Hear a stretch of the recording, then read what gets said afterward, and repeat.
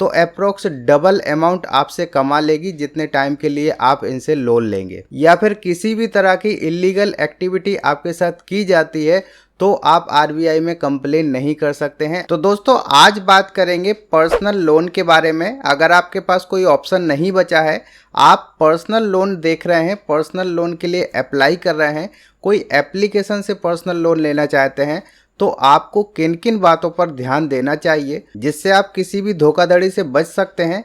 क्योंकि इंडिया में 100 से भी ज़्यादा एप्लीकेशन है जो कि आपको पर्सनल लोन देती हैं और फिर बाद में हायर इंटरेस्ट लेती हैं, और ये इंटरेस्ट इतना ज़्यादा होता है कि आपको लोन का जस्ट डबल अमाउंट भी देना पड़ सकता है।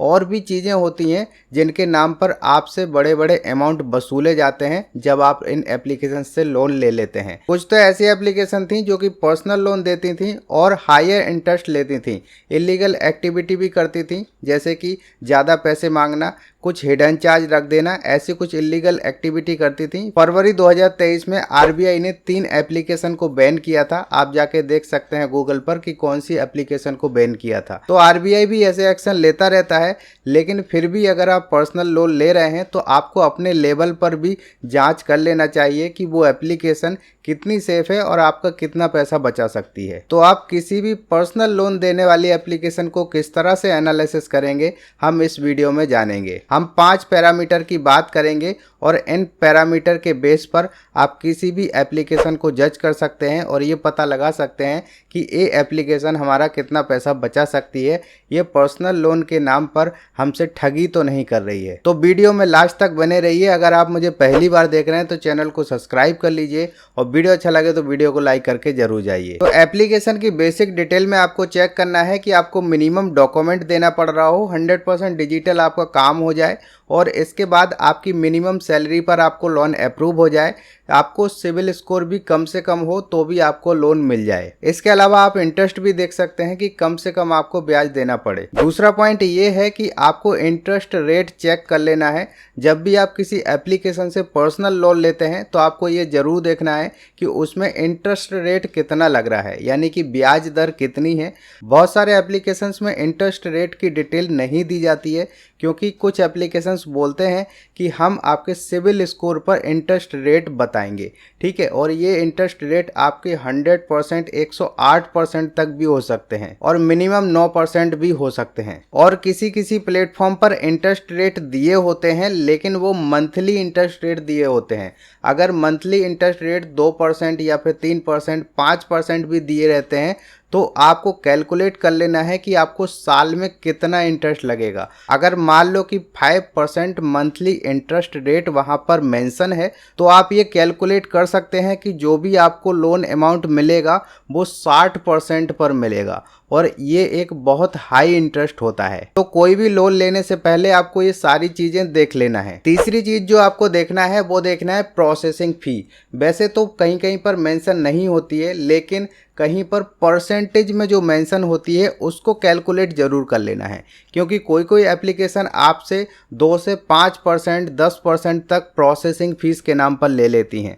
अब मान लीजिए कि आपको 1 लाख रुपए का ये पर्सनल लोन देते हैं और 10% आपसे प्रोसेसिंग फीस के नाम पर ले लेते हैं, तो ये मान लीजिए कि प्रोसेसिंग फीस आपकी 10,000 रुपये हो गई। इसके अलावा ये एप्लीकेशन आपको लोन जो देगी उस पर इंटरेस्ट अलग से लेगी, तो अप्रोक्स डबल अमाउंट आपसे कमा लेगी जितने टाइम के लिए आप इनसे लोन लेंगे। तो ये चीज़ें आपको देख लेना है कि प्रोसेसिंग फीस आपको ज़्यादा तो नहीं लग रही है।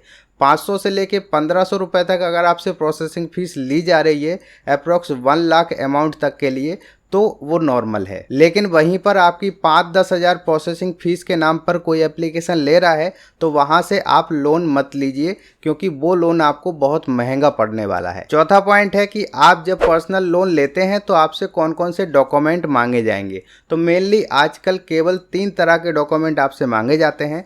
पहला है आधार कार्ड, दूसरा है पैन कार्ड और तीसरा है आपकी इनकम प्रूफ क्या है। कभी कभी इनकम प्रूफ की जगह आपसे सैलरी डिटेल मांग लेते हैं, स्टेटमेंट स्टेटमेंट मांग लेते हैं तो वो इनकम प्रूफ के अंदर ही आ जाता है। तो अगर कोई एप्लीकेशन आपसे और कोई डॉक्यूमेंट मांगे जो कि लोन से रिलेट नहीं करता है तो आप उस एप्लीकेशन से लोन मत लीजिए, हो सकता है आपके साथ धोखाधड़ी हो जाए। और अगर फिर भी आपको लोन लेना है तो उससे पहले आप पूरी डिटेल ले लीजिए कि ये डॉक्यूमेंट आपसे क्यों मांगा जा रहा है। लास्ट और सबसे इंपॉर्टेंट पॉइंट ये है कि कोई भी कंपनी जिससे आप पर्सनल लोन ले रहे हैं वो आरबीआई रजिस्टर्ड होना चाहिए, क्योंकि अभी बहुत सारी ऐसी कंपनियां हैं जो आरबीआई से रजिस्टर्ड नहीं है लेकिन फिर भी लोन बांटती फिर रही हैं। ऐसी एप्लीकेशन से लोन लेने पर अगर आपके साथ कोई धोखाधड़ी होती है, कोई आप पर ऐसा चार्ज लगा दिया जाता है जो कि नहीं लगना चाहिए, या फिर कोई हाई इंटरेस्ट आपसे ले लिया जाता है, या फिर किसी भी तरह की इलीगल एक्टिविटी आपके साथ की जाती है,